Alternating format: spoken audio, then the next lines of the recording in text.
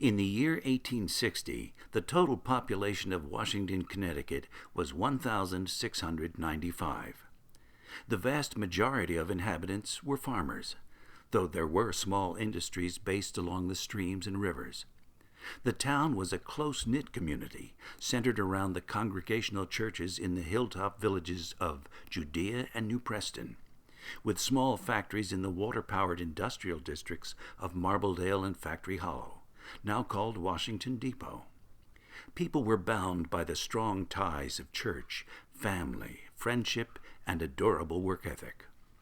Even though Washington was a small New England town, seemingly isolated from the mainstream, townspeople were aware of the growing debate over slavery and the political tensions that the practice had generated in the country.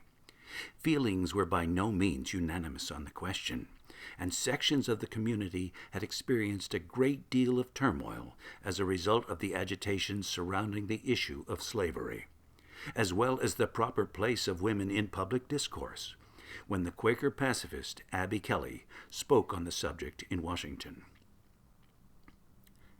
The first call-ups of volunteers in response to the secession of the South in April 1861 inspired young men from the town of Washington and the Gunnery to enlist in the war effort. The first man to enlist was Charles E. Galpin, followed quickly by Charlie Goodyear from the Gunnery, Lewis Logan, and Henry Rowe. By the end of 1861, 27 men had enlisted. As the war dragged on, more and more men were required to serve. Some were willing, others less enthusiastic. By the war's end, a total of 132 men, about 8% of the town's total population, were credited to Washington as having served in the various state volunteer and regular U.S. Army units. The actual total was probably higher, as students who enlisted from the Gunnery and young men who had Washington ties but enlisted from other communities were not included in this list. As these men came to terms with the reality of the war, they wrote about their experiences in letters and diaries that were carefully preserved by their families.